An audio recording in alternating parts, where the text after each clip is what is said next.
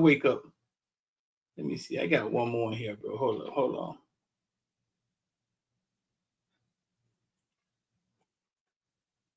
Hold on. Let's see. Got one more funny one in here, bro. Let's see.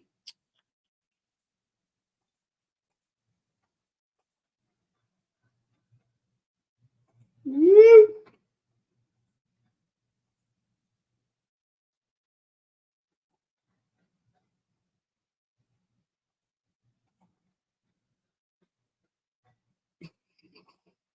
Hey, bro, what you drinking?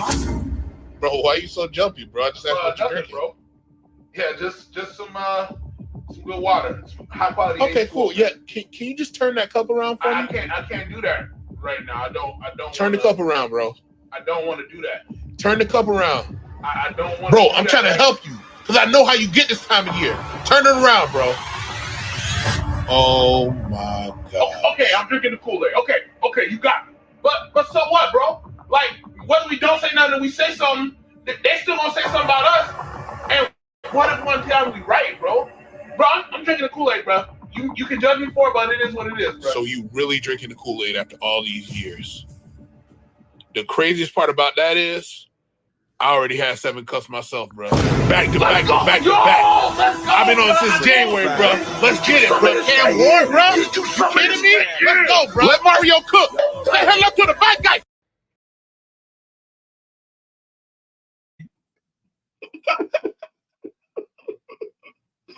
The sad part about it is that every year we all drink the Kool-Aid. But this year it seems a little different. What's going on, man? Y'all get in here, man. Hit the like button and share for us. Shout out to my dude, man. Make the video. Man, he don't make enough videos, dude. Shout out to Nate, man. Nate Watch. Y'all go follow him on Twitter, man. He don't make enough videos, man. Funny guy. Drinking the Kool-Aid. Yeah, we all drink the Kool-Aid around this time. So what's going on, man? Y'all finally here, man. Y'all know we like to jump in here. Like, we got 341 watching. We're gonna see if we can get this thing up to 1,000 live. See if we can get it up to 1,000. We got 340 in here. Hit the like button, share. That was Mr. Go 30, and that was Nate. And I got in the back. I'm gonna bring my boys in here in a second, man. I got Kyle in the back, man, and I got D Money in the back from CanesInsight. D Money been an insider for the Miami Hurricanes since Snellenberger was here. He told everybody Snellenberger was gonna goddamn get hired. You know, that's how long people have been saying D Money has been an. I remember when the shit was like a ghost. You know what I'm saying? They used to be like, man, D Money said the next coach gonna be John Gruden, but nobody had never seen D Money. You know what I'm saying? They had never really seen him before. You feel me? So we got him in here from CanesInsight, man. We're gonna try to do some stuff this year. Well, we are gonna do some stuff with CanesInsight, man, because we feel. I mean, the things are both grassrooted. We created our own media platforms. The way we knew how to do it. I think we stay true to what we're trying to do, not manipulated by anything or anybody else outside pushing us this way. We don't got any bosses making us write this. We kind of say what we want to say and do what we feel. That type of stuff, man. We think those two synergies will work together. I'll let D Money come in here and tell y'all CanesInsight and how that got started and the history of it. But yeah, man, D Money, for people who think just because y'all start seeing D Money on video that he just popped up out of the, man, who this dude, this white dude is popped up out of, no, man. This man has been around forever. like literally forever. Before Al Golden, before Randy, before, like literally forever. Let me see, hit the like button. Got any villains in here, man? We got any villains in here, man? Throw the villain emoji, man. Y'all got any villains in here, man? That's our villains, our group, our membership, bro.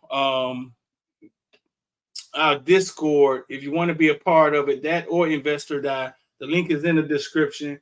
Or just text us 786-405-9499. Say IOD Squad. Or say, hey, Street, I want to be a villain. Shout out to Josh. And we're not really villains. We're not. Let me clear something up, man. How did the word villains come about? Because some people think it came about from the villains, like when we kind of had our own we kind of have the whole Ja'Cory thing. Some people think the villain thing came from that. We like villain fans. No, man. Footballville was the first one. Then we were Caneville. Okay. So then we came up with the name Villain, and it was the play off of VILLE, then adding the N. So for the people who think that we some villains, some thugs walk around here throwing rocks at Mario Kart, something, no, bro, that's not what it is. You know what I'm saying? It came from Ville, from the footballville, the Caneville, then it was Villain, and we spelled it different ways, like VILL. Apostrophe N, it was VILLEN, and I just started spelling it VILLAN. Now we have some shorts we about to drop, say villain on them, and some other stuff, some new shorts.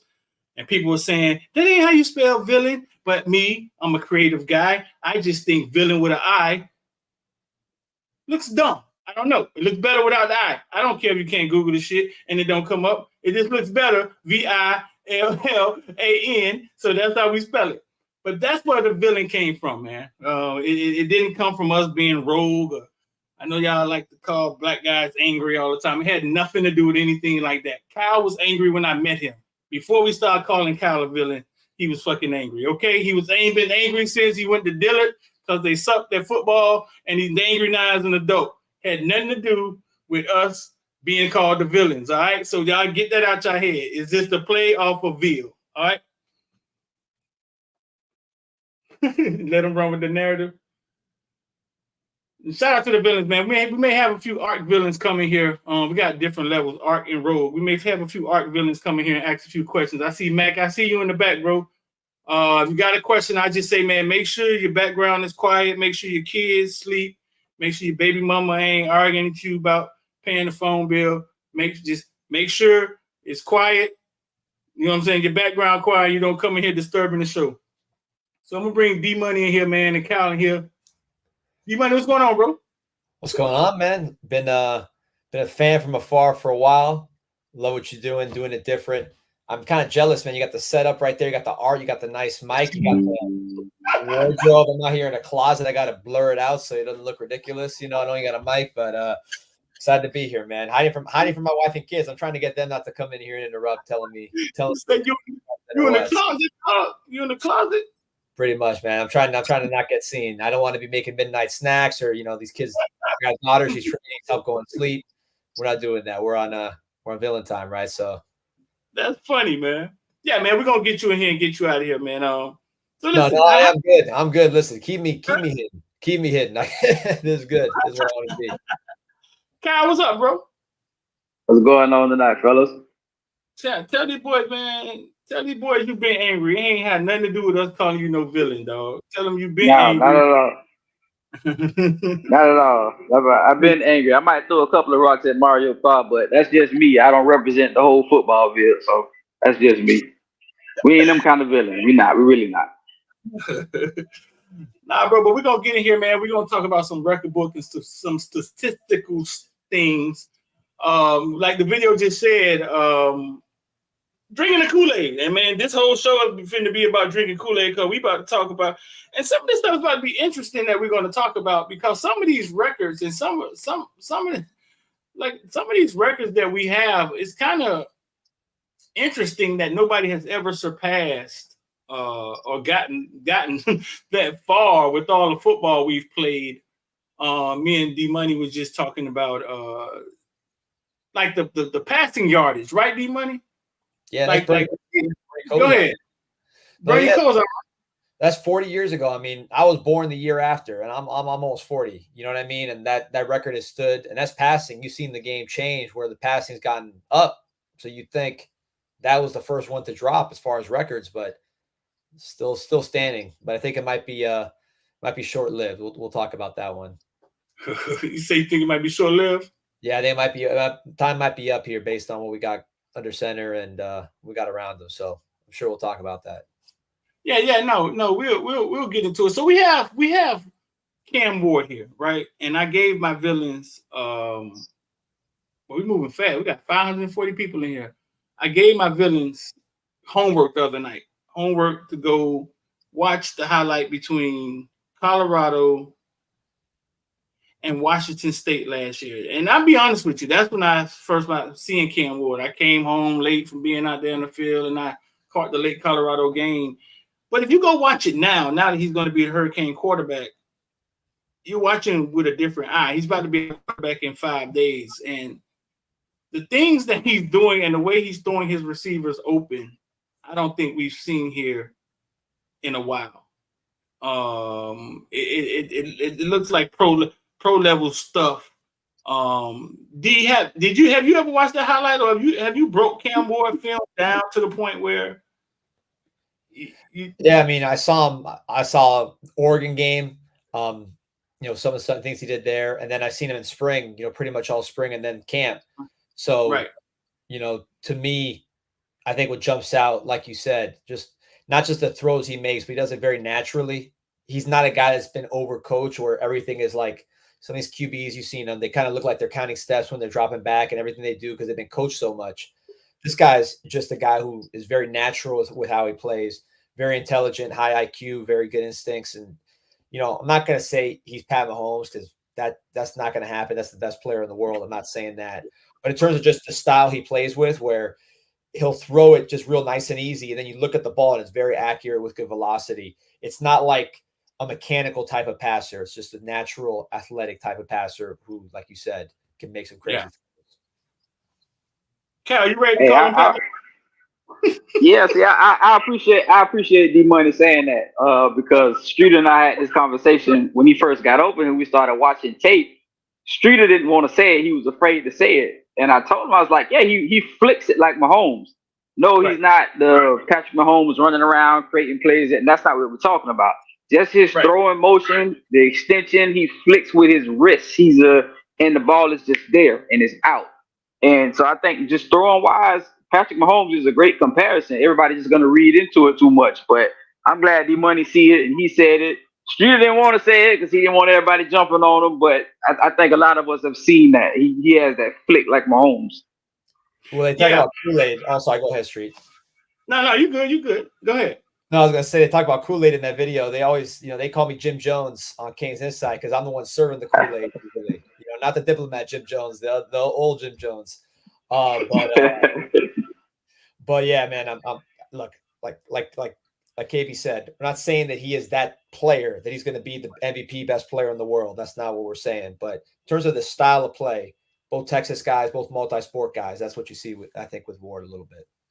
Yeah, when I first saw him in practice, okay, so with me, listen, I grew up playing basketball my whole life. If you were to hear me talk about basketball, I talk about basketball fluent. Like, that's the sport that I played my whole life. The football thing came from, I created Footballville for the pageantry, for the videos, the edits, for people to see what Friday night looks like.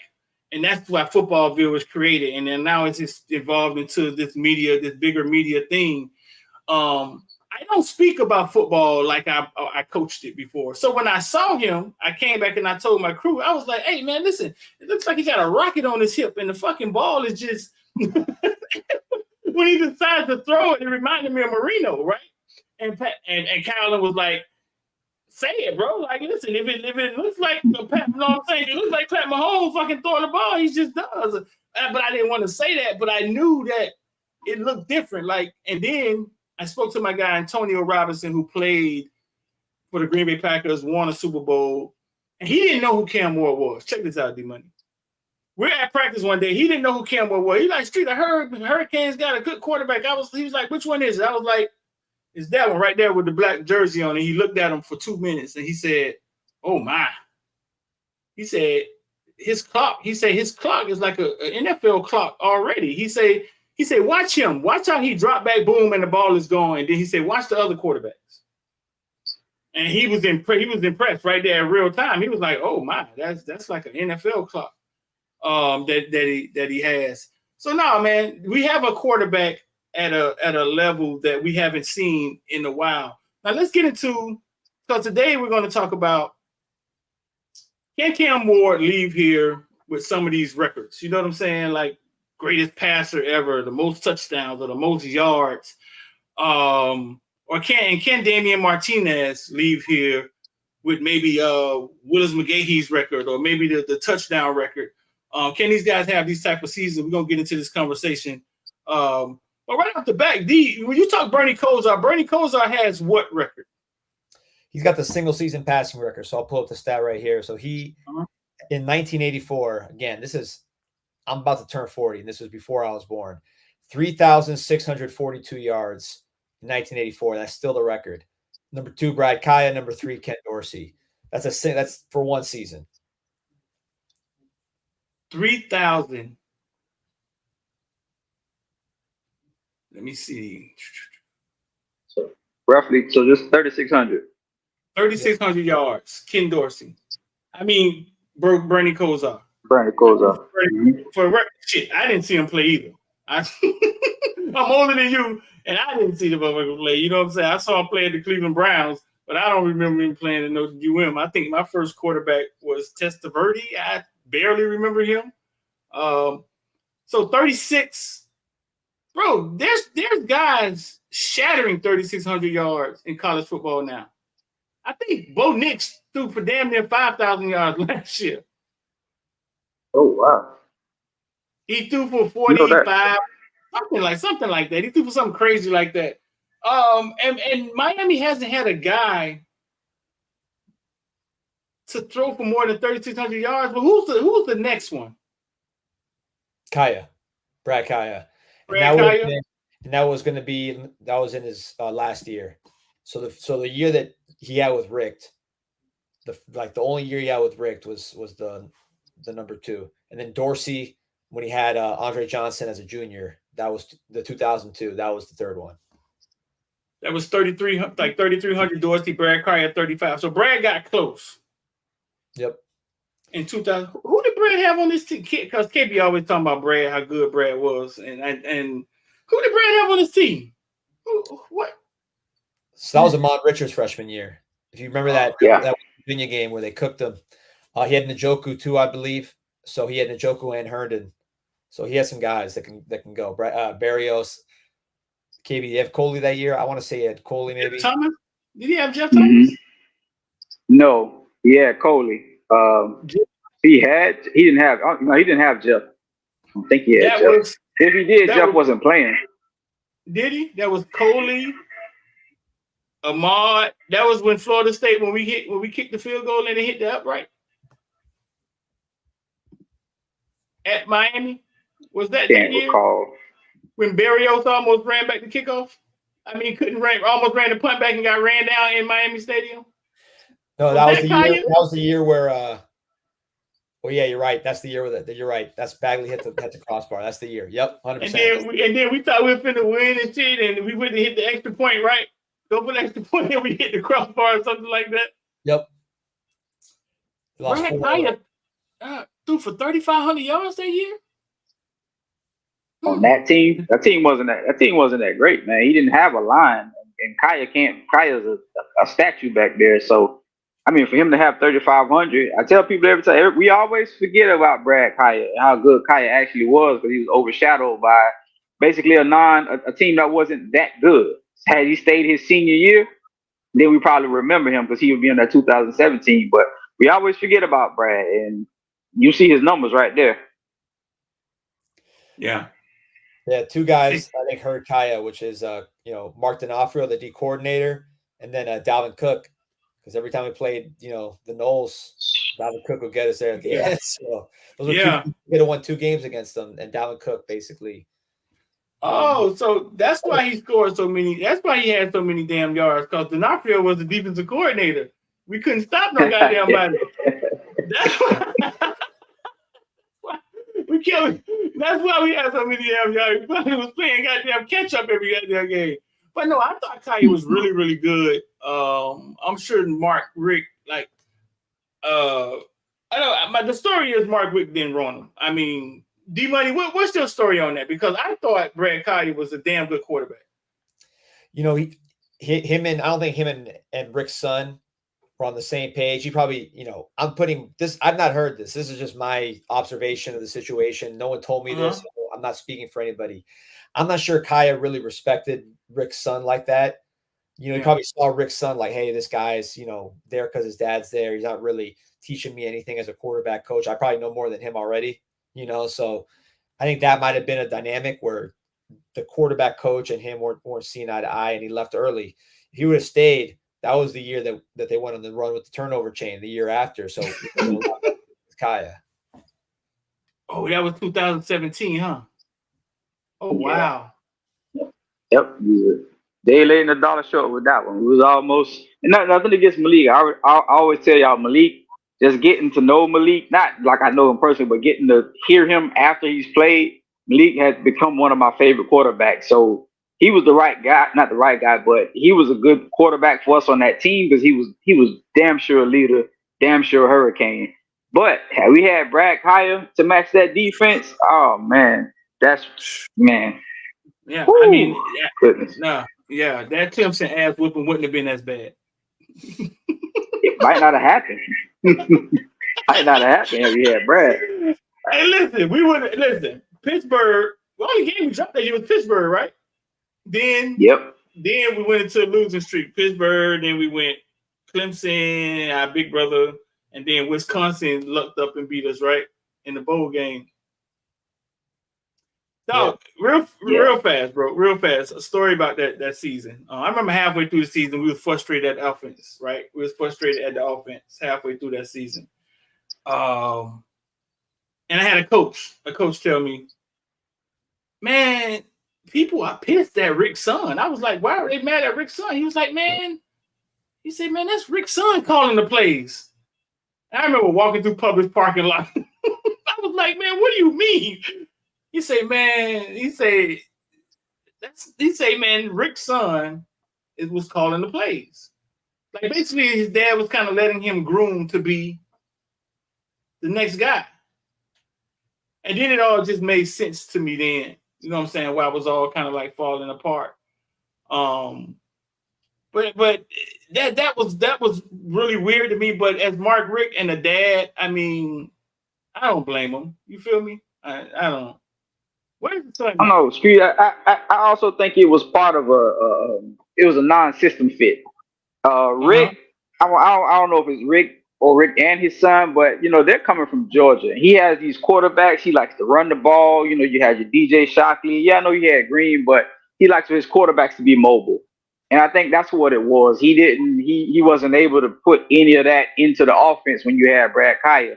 So I think that's where a lot of the class was. And I think Rick himself kind of wanted to get a guy in there that could actually move around and run or what have you. I mean, you know, we bring Steve Kim on, he'll tell you the story because he's really close with Brad Kaya's family. But Kim will tell you the story. So he into his raw, right? Yeah, he'll tell you the story. Right. So listen, all right. So all in all, so the most passing yards, Bernie Kosar, then Brad Kaya, Cam Ward. See, we seem to think that Mario has his. Well, he does. He said it today. We're gonna run the ball. You know what I'm saying? He likes to run the ball. He likes to be tough. He likes his offensive line to be in display. But what we don't realize is that if your offense is working, right, you could do both. I think Oregon had 1,000-yard rushers, 2,000-yard receivers last year. If your offense is humming, like you could do both. So I'm gonna go to D first. D, what has to happen for Cam Ward to walk out of here 3,700, 4,000 yards, an all-time passing leader? Like what actually has to happen? Do we have to be getting our ass whooped a bunch of games and us coming back? Like what do you think has to happen? Yes, I mean, he got it last year, obviously different situation, but Cam Ward had 3,700 yards last year. So if he did the same thing he did here, he would get the record. Obviously, it doesn't work that way. The three guys ahead of him, I think, in terms of passing yards per game were Penix, I want to say Nix, and Daniels. So 3 first-rounders, and then him. When you look at that, that's pretty good company there. Now, he didn't have a running game at all. Their running game was terrible. His offensive line was terrible. So here, he's going to have more of a running game. I'm sure we'll talk about that here with Martinez.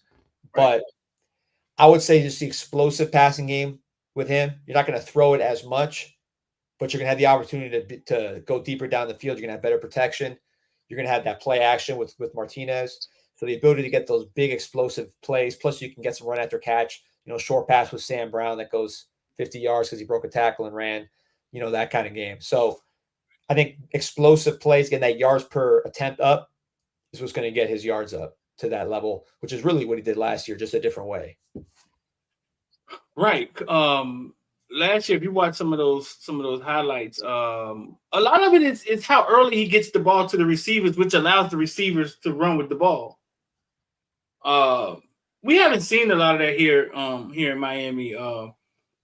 Kyle, what do you think? What do you think has to happen for him to walk out of here as the most passing yards ever, 3,700? Because he did it last year. You know what I'm saying, at Washington State. But people say they don't play defense in the Pac-12. I hate when people say that, but whatever. I mean, you know what I'm saying. What do you think he got to do, Kyle, to actually become? Man, to actually achieve those numbers, I think it just has to be philosophy. We don't necessarily have to say, are we going to be a run first team? It's not that.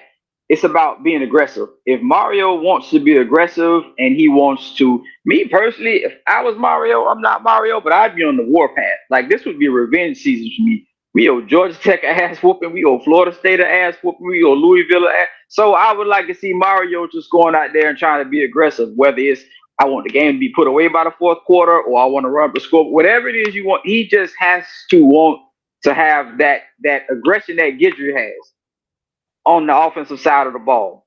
And I think if you do that, then it'll happen. I think like what everything D Money is saying, that's what's going to make that come to fruition, because he's going to get the ball out. He's going to hit his guys. He's got a Restrepo who's going to get open. You have a Jacoby George who you can't guard one-on-one. And we got all the speed that can go up and down the field. And then we got the threat of Martinez. So it's just about being aggressive. If we go into each game and we're just trying to, just trying to get to the next game, just trying to play calm and cool and collective, he doesn't have a chance. That doesn't mean we're not going to win a bunch of games. That just means he doesn't have that chance. But if we have an aggressive mindset from start to finish, that man should break that easily. Easily. I don't even know. Like, I don't even know what that looked like. Like, I can't even remember what Brad Kaya looked like throwing for 3,500 yards. But he did have Stacey Coley. Stacey Coley was a goddamn dog.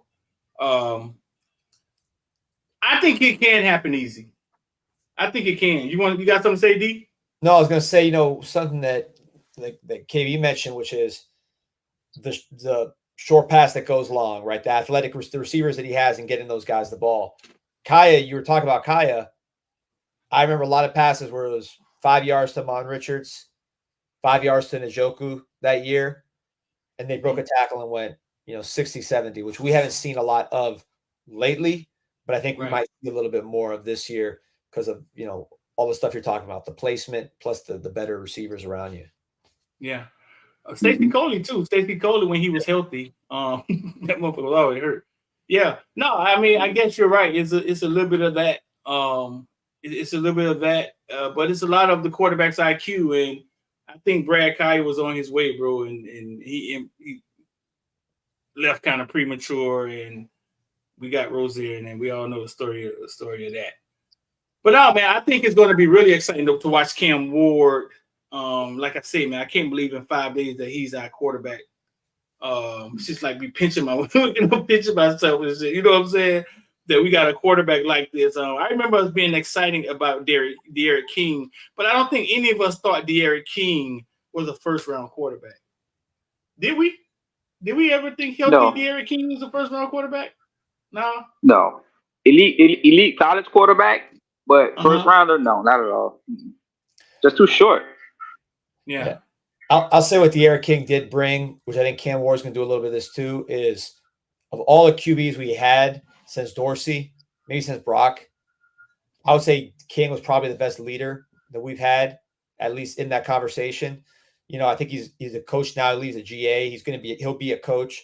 Was raised by his dad as a coach because I believe his dad was his coach. Cam Ward, similar situation where, he's just kind of that coach on the field, and he commands so much respect that it's different than, like last year with Van Dyke, someone who's more quiet, not necessarily that personality that's going to get guys to fall in line. So I think that's one thing I see with King that I see with Ward. Not so much the game, but the intangibles Right. Yeah, the attributes. We all remember the story. They said King walked in the locker room, and it was kind of like it wasn't kind of like a quarterback battle. He kind of walked in like, "Hey, listen, who's second string? Because I'm first. Who are the other quarterbacks here with him? Y'all remember? It was our boy that transferred to Missouri, Jake. It was him, Jake, TVD, Jake. Yeah, him, TVD, and Jake. Yeah. TVD. Yeah. Yep. Yeah. Everybody, remember that story. He walked in the locker room, man. It was like, but you know what, D, I always tell the story. The first time I saw him, I didn't know he was that short. Like I had never looked at his height. When I saw him on the field the first day of practice, bro, it shocked me. I thought, I don't know. I thought it was bring your kid to work day or some shit. Like I didn't know what I was, because I had never thought about that. Okay, he was such a stud on the field. Like I never thought about the fact that, man, let me see how tall he is. And I was surprised, really surprised at how short he was. All right, so let's get on to my Damien Martinez. Martinez. Hold on, Street. Let's stay there for a second. I was trying to pull up. I was just really quick. So I was trying to pull up D Money. You probably get me with this. I was trying to pull up TVD stats from last year, and we remember those first 4 games or whatever, 4 to 5 games. TVD was just like top 3 in every statistical category, and that was we had a good team last year. And I think on paper, offensively, we're supposed to have I don't know. We have to wait and see. I guess offensively, we should have a better team on paper, right?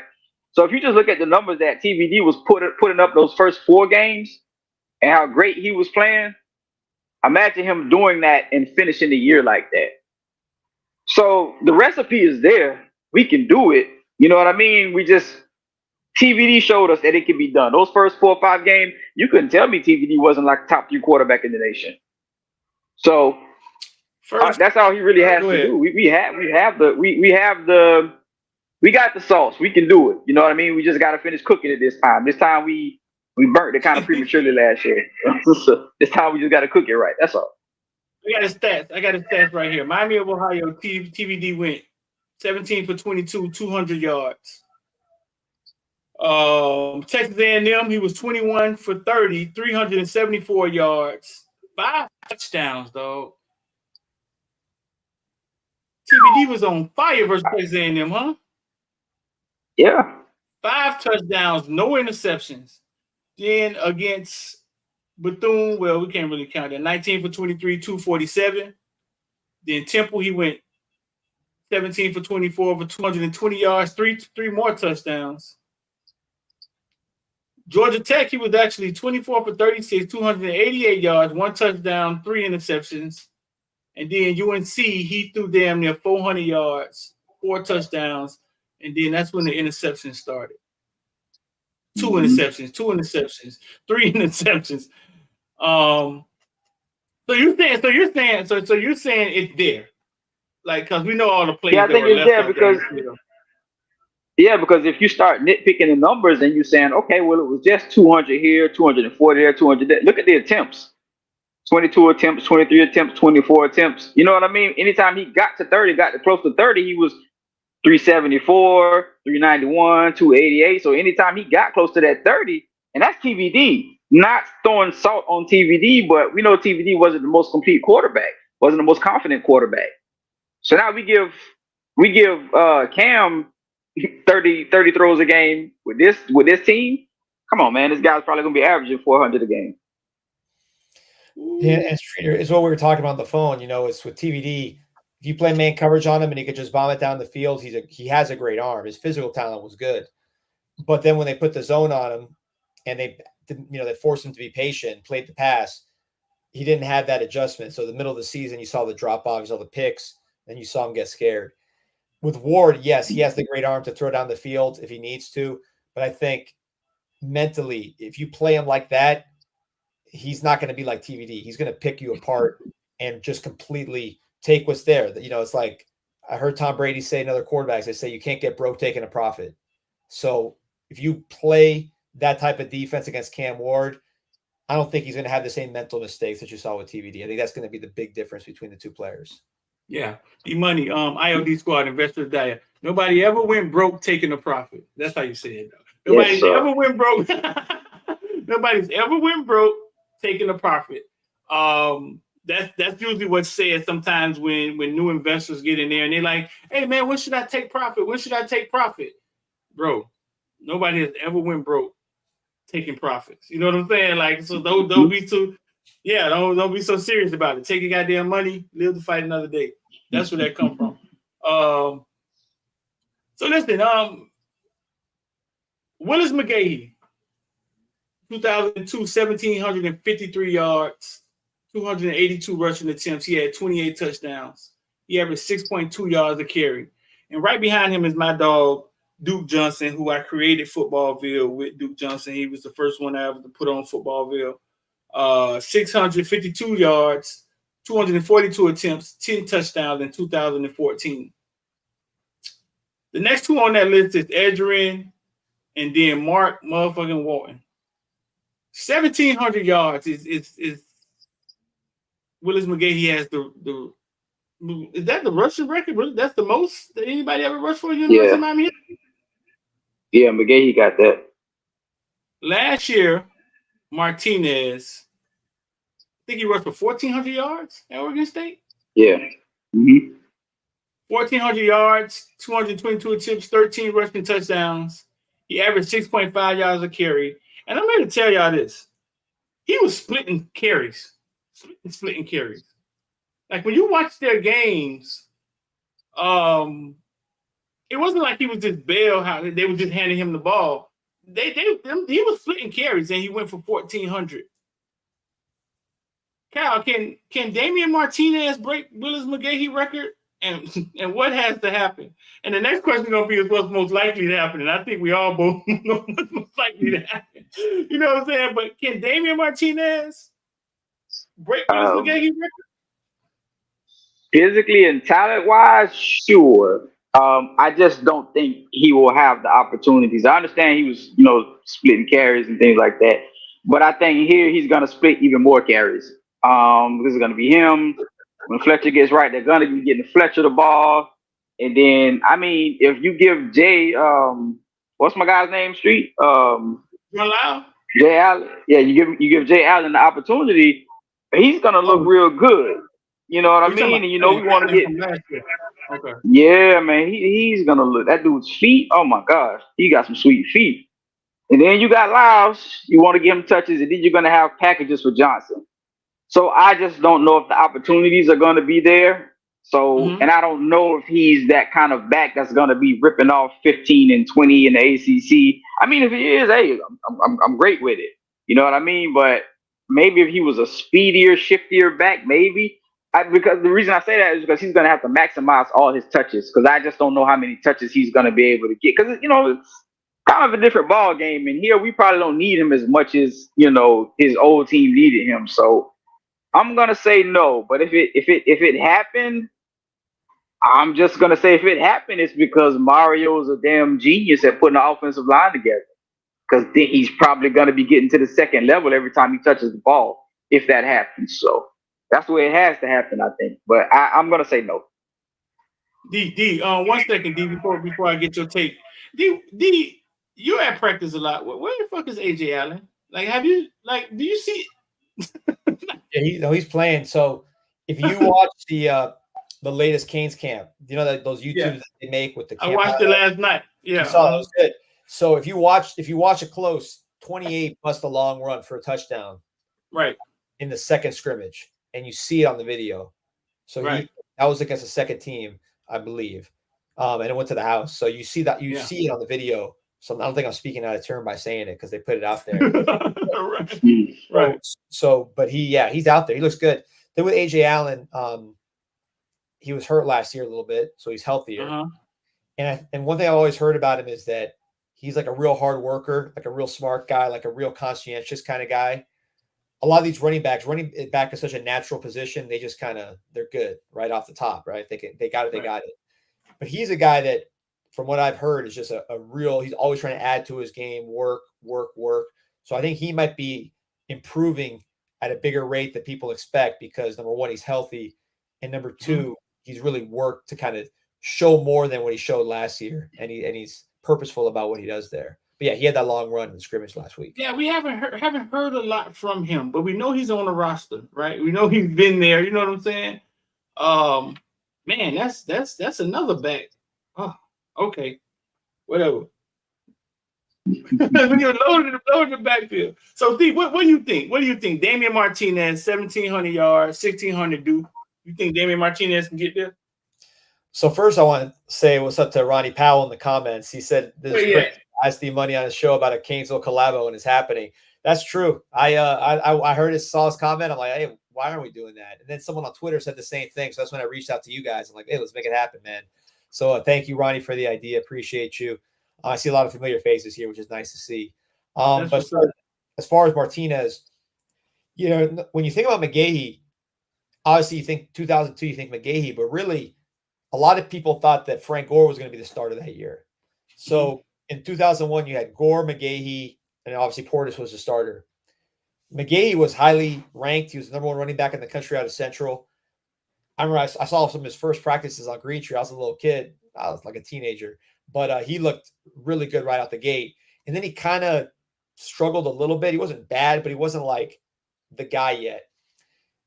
Gore came in, tore it up.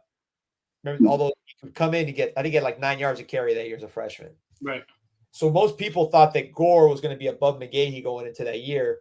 Sean Taylor tackled Gore. He tore his ACL. And then McGahee was a starter. And then he put it that season.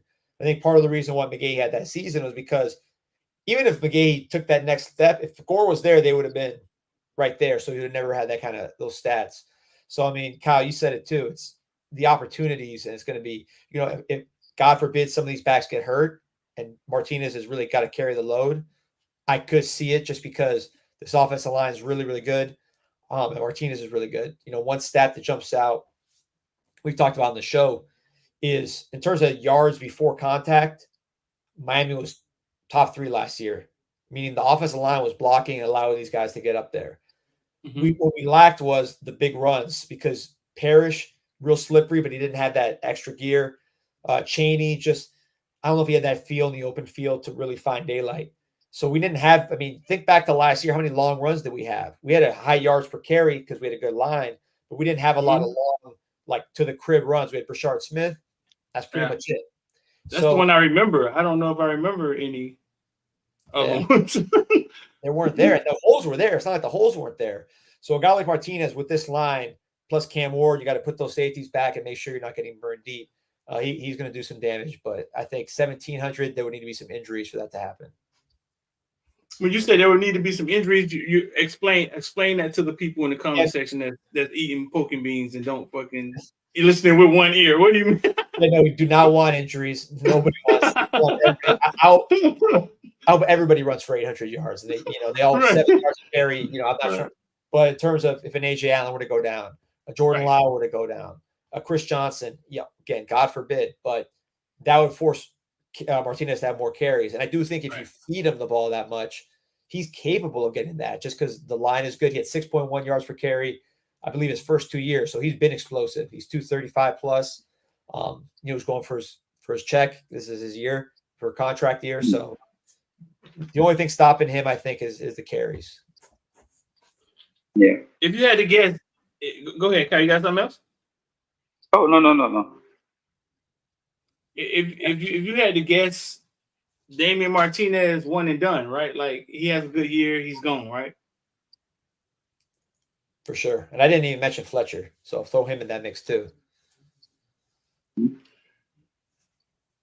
gonna call out some numbers for you guys, and I want y'all to.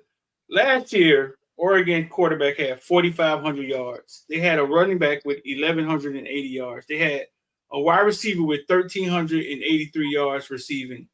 They had another wide receiver with 1,182 yards receiving.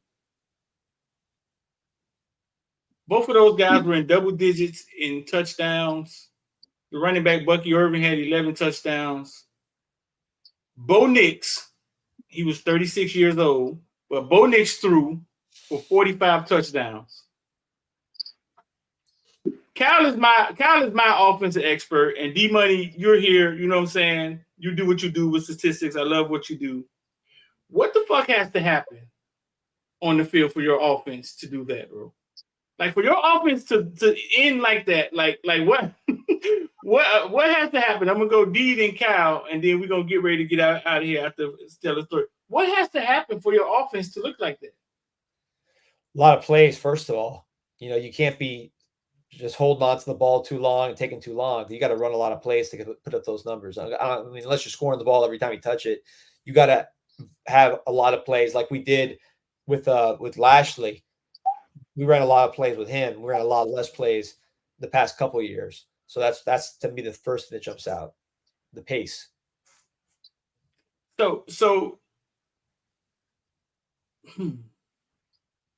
So up tempo, you got to just be going fast. You just got to be repping off plays.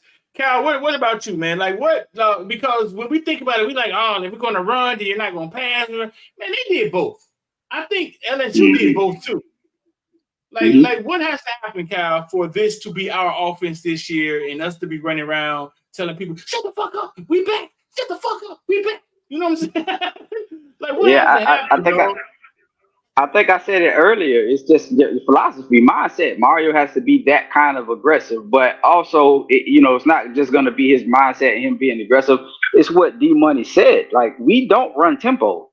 Like, you don't have to always run tempo, but like D Money said, you have to have more plays. You have to, and I think that was a problem last year when TBD got into his funk, because we saw it on the Lashley where we wanted to get him going. X said it all the time. Whenever we wanted to get TBD going, Lashley would get us in tempo. He would get us in tempo. He didn't keep going, but he would get us in tempo. Dawson ran no tempo. And if Cam Ward get to cooking, you might want to see some tempo. You might want to see him darting and picking apart these defenses and things. So, what D Money said is true. You got to have the plays, but also too, Lanning had a hell of a defense. Like, I don't know how many turnovers they was getting, but that defense was ridiculous. So if Guidry's defense can turn it up a notch, which I think they can, because last year he just didn't have the big boys in the middle on the line. Now he has them. I think he can turn it up a notch. And if you can do that, we can create some turnovers. We can get the ball back and just get our offense a lot more opportunities for Dawson to be creative. So I think we just have to create our own opportunities to do that. That's all. Anything else you want to add, D? No, I agree with Kyle on that. And it's exciting that we're even having these conversations because, I had a Gator guy on my podcast and he was talking about how these guys were going to play next year, the Gators, and what the players they had. And it was all projection. It was like, this guy was good in high school. We think he looked good in practice. He's going to do X, Y, Z. With these two players we're talking about here today, I mean, I could turn on the highlight reel, the tape, see them against good teams doing exactly what we're talking about, putting up numbers. Right. Martinez went almost 1,200 last year. Ward would have, he had 3,700 last year. So we're not trying to say like, hey, this guy, I saw him in practice, he had a good scrimmage, he's going to blow up this year. We're talking about guys that we know what we're dealing with. So that to me is a lot of fun. It's a much more fun conversation to have when you got those players.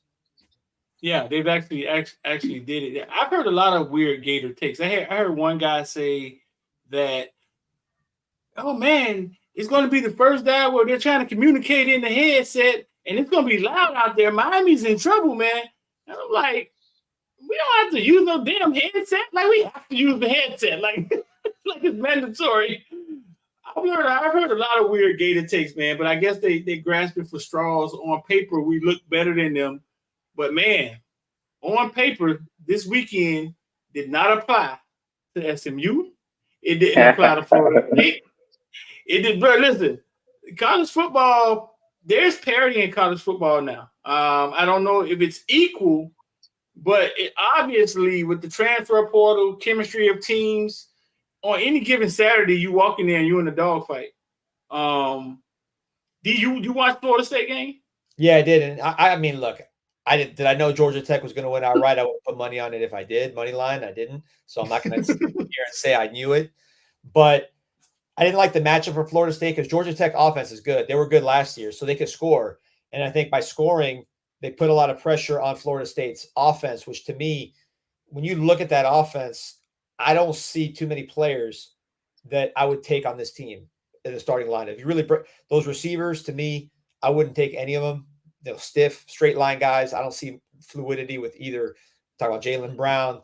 I've seen him since he was in high school. Very fast, but fluid movements. I don't see that like I do with a Jacoby George, for example, who Kyle was talking about earlier. Right. Malik Benson, same thing, just down the field. I don't know if those guys were getting open very quick. DJ, he's stiff, he's big, he's got some limitations. Offensive line doesn't get a lot of knockback. The running backs aren't what we're talking about here with Martinez, and then the tight end, I couldn't even tell you who they are. So if you really look at the offensive talent at FSU, I just don't think it was very good. And then when you go against a team that can score against your defense, which is good, and maybe your defense doesn't have the best game, now you're in a race that you're not necessarily equipped to be in. So I think it was a bad matchup for Florida State. So you felt Georgia Tech had a chance to win that game going in there because of their offense was good last year. I mean, King's a good quarterback. He threw some picks, but he was good last year. Their speed guys, their skill guys are fast. They got that guy Leary from I want to say he's from Orlando. He went to Orlando. Yep. Yeah. And then they got down here Rutherford, who I love since he was in high school. They got guys that can run for any team. Put it this way, their skill position guys, quarterback, receiver, running back. To me, all those guys would start on FSU, all of them. Holy shit! I never thought about it. I didn't look at it that way. But you're right. Erie was a 4-star, 5-star, and Rutherford is a freak in a 5'8" body, and then colleges just didn't pay any attention to him. Malik Rutherford has been a freak since he was a kid at Gwen Cherry Park. He just never grew, and then colleges don't look at you, and Georgia Tech like, I take him, and then him and Leary fucking beats us. All right, whatever. I don't feel like throwing up tonight. I feel like throwing up in my mouth tonight. But no, I didn't look at it. I didn't look at it that way. I just assumed that Florida State retooled. It's a running back on college football that runs all over me fucking every time I play them. So I thought they had a running back. Number 24, a Foley, whatever the fuck his name is. I thought they had a running back. They looked a step slow, bro. Like that flight, like they got there late or something. They didn't look fast at all. They didn't look strong. And DJ Ukadubi, I mean, Florida State was hell bent on getting him. They locked eyes on him from day one, and it seemed like they was like, this our guy.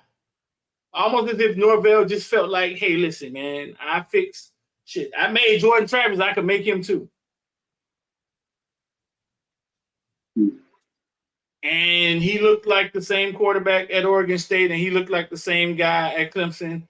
It didn't look any different to me in a Norvell offense. Street, did you see that stat that they posted that Norvell without Travis is 2-8?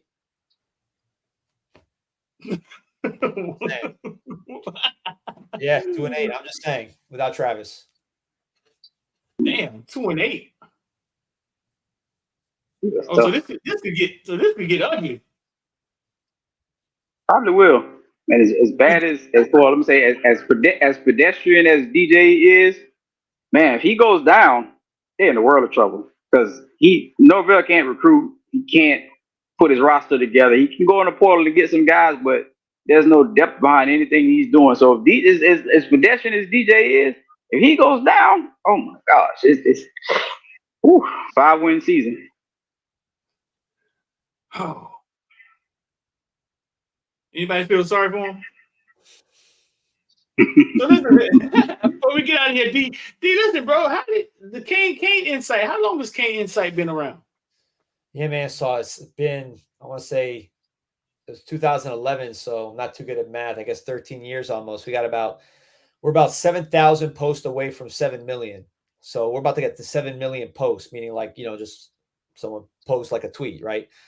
We have forums, so those things are very similar to Twitter, but it sticks around. It's longer discussions. So people are just on there posting all day, fighting, having conversations like we're having right now. And that's been the rock. We're doing more stories now. And of course, I'm doing the podcast. I'm an attorney, so I was always kind of behind the scenes, more of a contributor to the program than media. That's why I always liked what you do because, you provide a media product, but I don't consider you a media person that just plays by the established playbook of how you do this. You do it your own way, which is what I like to see. And I'm trying to do it myself. So we've been doing the podcast lately, lives like this. And then we got Wednesday, we got a 5-hour show from 5 p.m. till 10 p.m. Just kind of getting people fired up for the season, raising money From for 5 p.m. to 10 p.m. Yeah, man, it's like those telethons, like when they do those telethons to raise money. We're trying to raise money for Canes Connection, man. I don't know if this is moral of a purpose of some of those telethons, but hey, I want to be having this conversation next year about the next Cam Ward or Damien Martinez, right? So yeah, man, it's a lot of fun, and appreciate you having me on. Really do respect what you guys do, and you guys have always done cool, different stuff, and a lot of different things too. It's not just one thing. You do a lot of different things. So that's when you say raise money for Canes Connection, explain that to the people. Explain what you mean by raise money for Canes Connection, because that's the collective, right? That's kind of it's the collective. So the collective is us as Canes fans, right? And right. So me having the platform, I'm on 5 hours straight, so people are going to be on there, doing a live like this. Allows you to just kind of rally the troops, get people fired up, and understanding that, hey, listen, there's a lot of, obviously, everybody's got their own lives as far as how they spend their money and this and that. Right.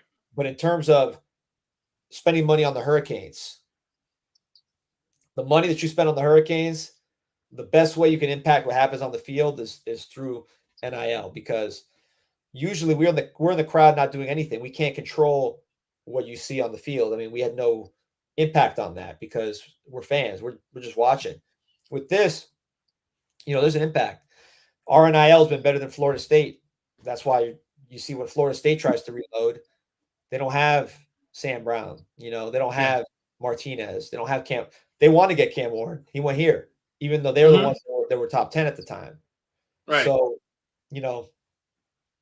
that's all. That's how this all plays together. So we're going to be encouraging people who can contribute to do so, because it's like Mauro said at the press conference, you got to bring it in tight. And if we all kind of do our part here. Again, everybody's situation is different, but people who want to spend money on the program, put it that direction. I think you're going to see a really good product on the field consistently. At least as long as this is how the rules are. Yeah, let's use it in our favor, because we know that when it was the old rules and the NCAA was letting Alabama and LSU pay kids under the table, number one, the kids didn't get enough money because they were getting 40 G's when they should have been getting 400 G's. So that was the first problem. Right. And the second problem was that the NCAA didn't enforce against LSU or Alabama because Mark Emmert hired Nick Saban when he was at LSU. He was the chancellor at LSU and he hired Saban, and then he became the NCAA president. So those guys were all protected class. So they could cheat and get away with it. We did Benihana's dinners, yum chicken, $20, and we're getting on CNN. I mean, well, we suffered as a program. The kids really suffered because, Streeter, you've been around. The money that was being talked about, there's always been NIL, but the numbers have gotten a lot bigger now that it's legal. A lot bigger. A lot of that shit was myth back in the days, but now, literally, Jeremiah Smith may get $1 million or some shit like that, for real. Right. Rightfully so. But no, I just wanted you to explain exactly what it is and how it works. I know people hear about it, but most of the fans don't understand NIL. They don't understand collective. They still say crazy shit like, "Hey man, if he don't rush for 1,000 yards, they're gonna take his NIL." And they be like, shit. Like, I don't know. I don't know if we're there yet. You know what I'm saying? I don't know if we're there yet. Don't worry like that. I think we're going, and I think these new markets, and it's kind of crazy how they all of a sudden become smart, and now they're coming up with all these new financial models, and let's just give every school $25 million and let them, like, all of a sudden, you know what I'm saying? Now they can figure it out. But that's a scam too. So I don't want to take too much time, but this is something that pisses me off, and I want to make sure I lay this out here, because I'm an attorney. I've talked to people involved in this, and people don't really know exactly what the NCAA is trying to pull. So they're saying, okay, you get 20% of revenue, basically $20 million to spend on players, right? A cap, 20% of the revenue that the university takes. So first of all, university's taking 80% off top. NFL is 50-50. So that's the first kind of sign that something's not right. Right. Then what they want to do is they want to say, you can't get an NIL anymore through a collective. You got to get fair market value, as if, Streeter, you're a financial guy. to have the NCAA in Indianapolis, these lawyers that don't know anything about business are going to be saying what fair market value is for a contract doesn't even make any sense. Right. What does that even mean? But what they want to do is they want to control it. They want to get the collectives out, and they want to say, listen, you're going to take our 20% of the pie, and you're going to like it, and that's it. That's all you're going to get. And they're going to use this other 80% to pay for swimmers, to pay for this, to pay for our salaries, the ADs, the administrators, and all that. And you get 20%. Right. So the players are going to end up making less. They're going to lose all this NIL opportunities. The schools are going to make more. And now the NCAA, which is basically dead right now, comes back to life, and they got to figure out what NIL is legit and which isn't, which is all the same corruption that we had last time, probably worse because they're going to have more power. So this is all a scam to kind of bring back the old thing. They're saying they're paying players. You know, it's a good thing, right? Hey, it's a settlement. They're paying players. Right. But when you talk about 20% of the pie, that's not the way you want it to go. That's not doing them a favor. Who fights for the players? Like the agents. Northwestern tried to unionize, and I think that's how this all started. When they stood up and was like, "Hey, okay, all right, it's gonna be us versus y'all," and then NCAA was like, "No, it ain't. Go find money." NIL. Right, because the players don't have a union to fight for them. Like, and if you get the big guy, if you tell the colleges, "Hey, listen, you guys are going to get this much of the pie. You're going to get this much of the pie," then you're right. Then here we go again. The players are at the bottom, getting more than they're not starving like they were before. But you're right. It's still the rich getting rich, and the NCAA is saying nobody can sue us again. Right? They threw that in there also, right? They're trying to get Congress to pass what's called a safe harbor, which basically says, because the courts, it's all Supreme Court, and there's a lot of talk right now about the Supreme Court and how divided it is and all that on the politics side. The Supreme Court on this issue was like this. Everybody was against the NCAA. Everybody in the Supreme Court smashed the NCAA. So in the courts, they got no chance, zero. There's nowhere for them to go. So they're going to Congress and spending a lot of money on lobbyists. So Congress can give them a safe harbor, so the courts can't hurt them anymore. That's right. Really what this is all about. And they don't say it; they're making it seem like it's a good thing. Hey, we're giving the players money. We got $20 million in NIL right now. I mean, that's the big teams had that right now already in NIL, and that's without any revenue being shared from the school. The school's taking all the revenue at that point. Right. So, they should share that pie, and then NIL on top of that. And then if one team wants to have a better NIL program like Miami, then that gives us an advantage because the players benefit. Obviously, we benefit, but as far as fans, the program. But if we want to pay players more money, that's America. They're going to get more money. It shouldn't be. Right. When we talk about NFL salary cap, that's a cap on revenue sharing. In other words, all the money that the NFL makes, 50% goes to the players, 50% goes to the owners. NIL is not revenue. It's not money that the athletic department makes from a TV deal or from something else selling shirts. It's a player making a deal basically with the fans for their own name and likeness. Right. So that's no cap. There's no cap. There is the wild. It's the wild west. There is no cap. They could do what they want to do, and I was amazed because some people were saying, "Oh man, Llama Labor $9 million, like that's too much." I'm saying to myself this: a market is a market. And people will stop paying when the market reaches the top. I'm very intrigued to find out how much one of these guys is really worth. You understand? And because people don't understand that, because a lot of these athletes, most of them are black, and they don't understand value. And their parents don't understand value. And they don't understand how to ask for their value a lot of times. They don't even understand how to ask for money a lot of times, right? So their true value, we never really get there. But if Jeremiah gets $1 million, if Cam Ward gets $2 million, and then the next guy comes in, the next Dylan Raiola, somebody says, I'll give him $4 million, it's interesting to me to see how far this shit goes. Like, does it stop? Like, it's very interesting to me. To see how much the market is telling you what they think the guy's worth. And teams got different situations. With Tennessee, and Kyle, get into this. I know we're talking a lot, but Tennessee. No, y'all got it. No, man, Cal, chill. He playing Tetris or some shit over there. He ain't. But they, Tennessee was desperate to get a Peyton Manning type quarterback, right? That they could say, this is our guy. Like, we've been struggling for 20 years. We need a guy. So Nico's value goes up just because Tennessee's in that situation where maybe he's not worth that to every team, but to Tennessee, he's worth that because he's going to be that guy for them. And they've been waiting for an opportunity to have a guy like that. So that's how the market's supposed to work. So for the NCAA, which is lawyers and not the good kind of lawyers that are making money, the lawyers that are at the bottom of the class, that's for the ones that are in NCAA because they don't pay that much and no one wants to live in Indianapolis. So like to have those guys trying to figure out all these complicated issues. I just don't understand why we're giving more power to people that everybody hates. Like nobody likes the NCAA. They're the least popular group in America. That's like across the board. No one likes these guys. So we're trying to give them more power now. That to me makes no sense. Who are they? Have you ever walked by one? Like, have you ever walked into a Quiznos and saw somebody with the NCAA shirt on? Like, who the fuck are they? I'll tell you the truth. I had some involvement in because I'm an attorney. So, and I knew coaches. I'm not going to say specifics, but I know coaches. So I've been involved in some of these proceedings. Not like as like a big, not a lot, but I have experience doing it. Right. Yeah. I mean, it's like young people, people starting off in their careers. It's not like, it's not high tech.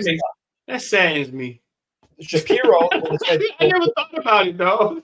That saddens me. So with Shapiro, the reason that Shapiro investigation blew up is because the NCAA, they don't have that much power to subpoena you. So what they did was they said, all right, Shapiro's in a bankruptcy proceeding where they do have subpoena power and they do have to force him to answer questions. Let's feed these guys some questions to get to him with their subpoena power and use it for our investigation, which you can't do. I mean, you're mixing the real justice system that costs taxpayer money with this fake justice system in NCAA. So that's how crooked they are. And they got caught. The Shapiro thing blew up. It was a scandal. But I mean, that's Luther Campbell told that whole story. He said he was involved with all of that. And he ended up suing Shapiro. He told that whole story on our space. Yep. You're right about that. So it's like real ass clowns. Not ass clowns. They're people that went to college, they passed the bar, but they're young and don't know they're fucking. I don't even know if I wanted you to tell me that. So I saw Jamaica King. Jamaica King was asking in the comments, like, what can we do? And to me, all any of us can do, we got a platform here. I mean, how many people you got on this live? You probably got a bunch of people on. It's 1,300 people in here. Shout out to that. Make sure you hit the like button. There you go. Make sure you hit the like button and share. Talk to him, D. So I mean, there's a platform. So anybody with a platform, I think, has just got to say it because we've seen it. I mean, how many people have we seen that they've been doing something wrong, and then it's not until the media or somebody does puts a light on it that they've been doing the same thing forever, but then once a light shined on it, then things change. So you kind of just have to use the platform, hope people catch on to it. Because I saw College Game Day on Saturday. I don't know if you caught this. They had Saban, they had McAfee, all those guys. And they're basically saying like, yeah, Niall's out of control. We got to get this cap on. Just basically saying the NCAA line. Saban was really the one pushing it, and everybody was kind of agreeing with him. But like, that's what everybody sees. So they don't know. They're just thinking, all right, players getting money, good, story's over. And they don't know the real story behind the story of what these guys are trying to do, which is get more power to the NCAA, lower the earning power of the players. And they're getting paid now, but they're not getting paid what they could be getting paid. What is that was Go ahead, Kyle. No, I was just gonna say that was my answer to Street earlier. That's what I was gonna say when he said who fights for the players. Public opinion. That's all you can do. Like D Money said, is like somebody's got to bring it to the forefront, and you get enough people going robble, and then something's gonna happen. It's always like that. Like think about it. We had to get Miami kick started because guys like Street and Luke been saying the same things, and now you finally get a Kurt Hurd Street to get out there and put it out there. So now everybody's robble. So that's what you have to do. Like that's the only thing that they have to fight is people bringing more attention to the issue and making people realize, hey, they're getting paid not by their employer. I mean, let's face it, the schools, the NCAA, this is their employer. Let's be real about it. And these kids are getting money from people not I mean, you have people that are involved with the school, like D Money. You have boosters, and you have fans, and you have just maybe local business owners. That's great for the kids, but that's not fair at all because the money that they're making doesn't go back to D Money. It doesn't go back to me. It doesn't go back to the man at Quiznos. It goes back to the same school, NCAA, and they get to split the pie, and none of it comes back to the players. And I think a lot of, like D Money said, I don't think a lot of people realize that. They just look at it like, oh, NIL, they're getting money now. But you're not getting paid for your employer. I don't think any of us would necessarily want to do that. Go work for somebody and he says, you got to go over there and get money, man. I mean, I appreciate what you're doing, but, nobody's going to. Yeah, that's not how it works. It makes sense. No. And we about to get out of here, man. We got 1,300 in here, bro. Make sure y'all hit the like button and share. If y'all want to become villains, the link is in the description. Or if you ever thought about getting involved with investing, every day we put out plays in Invest or Die, our stock. Both links in the description. 786-459-9499. Send a text and just say IOD Squad. I was about to ask, like, what is Nick Saban part in this? And then it damn hit me. It hit me. D Money, because you said it earlier. Like, what does Nick Saban fight in helping the NCAA? And it hit me earlier. It hit me because you said it earlier. Nick Saban was always protected by the NCAA because of you say the guy hired him at LSU. You know what I'm saying? And now he's paying it forward. Exactly. Motherfucking shit. Yeah, you know, just look, protecting his boys. Yeah, y'all notice that they're going after Harbaugh, who has been very loud and boisterous when it comes to paying the players. Go after Harbaugh. Not saying that they shouldn't, but they go after Harbaugh. But nobody has ever touched Nick Saban a day in his life, and that's the guy that's saying, "No, we need to control this. We need to, Before collectors were even allowed, Nick was the one telling we need a collective, yada, yada, yada. Bro, I thought we weren't even allowed to have collectives when we started this. But he said it first. Yeah, remember you said that? Jimbo tried to snitch on him, right? Wasn't it Jimbo that was mad at him? Yeah. Jimbo threatened him. No, man. Now it makes sense because I was trying to figure out what is Nick Saban fight in this. Like, you done recruited all these kids, ate all these collard greens, talked to all these goddamn families, told them you're going to take care of their kids. And now you're trying to make sure they stay under. And I was like, but damn, it's because they protected him. And by the way, he's got, there's no cap on Saban. So the revenue sharing does not mean, like, let's say Saban has the coach Alabama. Let's say the system was in place. That 20% cap, he's in the 80% because he's getting paid off that revenue. He's not getting paid off anything that's capped. He's making, what's he making? 10 mil, that's half the cap right there for just him. Right. Mm-hmm. And on top of that, he can get his own NIL because he can go to Geico or whatever it is, or Aflac or whatever he's doing, and he's making money off that too. So, it's a good deal for him. But everybody else got to have a cap because it needs to be orderly, which, by the way, the coaches can bounce at any time. But they got to make sure that these guys got the portal locked in. They can't jump in the portal because it's going to ruin college football. This guy's dipping out on the Dolphins in the middle of the night. It's the most hypocritical thing you can imagine. Yeah, man. Listen, man, we're gonna get up out of here, man. That was a great show, man. I hate we had to end it like that because that saddens me, man. That the new lawyers are the fucking NCAA. Like the NCAA is a bunch of fucking lawyers with bibs and bottles and shit, pacifiers walking around. Yeah, oh man. But 1,300 in here, man. We done hit 1,400. Y'all make sure y'all hit the like button, share, check out the links in the description. Go check out CanesInsight. What do you want them to check out, D? You tell them where the fuck to go. I ain't telling you. You tell them where you want them to go. CanesInsight.com, the forum. Sign up for those. You'll be addicted. Just posting all day. We got we get a commit. It's like you got all these GIFs of just like girls shaking their ass and just people getting excited, like just memes, all that kind of stuff. We do that probably better than anybody. That's the best thing about it, that community aspect. And then you can debate all day on that. Plus, we got the YouTube show every single day. We're on there on YouTube. So like and subscribe to that, CanesInsight. We'll get Streeter on there one of these days. Kyle, get you on there too. Anytime you guys coming, dog. We coming. But and then Wednesday we're doing that marathon show, 5 hours, which is going to be awesome. And then Thursday I do my hype podcast, which some of you guys may have seen this one in the past. But basically, before every season, I do like a kind of like a I serve the Kool-Aid type of podcast. You know, I tell lies pretty much nonstop. I always start with like a bad song, kind of apologize for the year before, and then I convince myself, and then we're back. Like last year, it was Teddy Pendergrass, Love TKO. You know that one? Yeah. Love TKO. Down by the hill twice, and he comes back for number 3. Right. So we played that song just because that's us with the Canes, right? We get knocked down. And we, for some reason, we come back thinking we're going to fix this chick and it's going to be all good, or we be all lovey-dovey, and then boom, back to where we started. But anyway, so put some music on, then I hype up the team, and then we do it that way. It's never worked 7 years straight, and we've been bad all those years. We're good about this year. So Thursday. 7 years, 2017 was outside of that. Oh, yeah, it was good for a while, I guess. Yeah, you're right. 2017 was outside. So it was 18 was the first one. So 18, 19, 20. Oh, damn. Oh, damn. 23, 24. So it's been, it never worked. They're fun to do when I do them. People like them when they come out, but then it goes downhill. I don't know. 1,300 people in here, bro. Listen, I think Cristobal has put together the right roster. I think NIL and transfer portal has allowed them, and hats off to them for jumping in like some damn scammers and just running out there and using the shit. You know what I'm saying? Because a lot of people are scared of it, right? They just jumped in and was like, all right, fuck it. Listen, y'all said we could do what?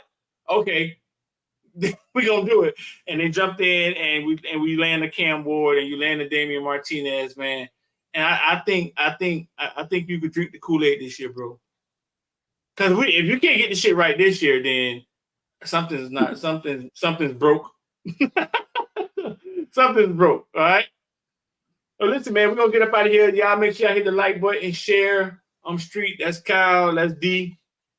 We'll be back on here tomorrow night, man, talking some defense. And every Thursday we're on here, late Thursday nights, probably after high school football. So y'all check it out, man. Make sure you subscribe to the new Caneville. Go follow us on Twitter, man. And we out of here.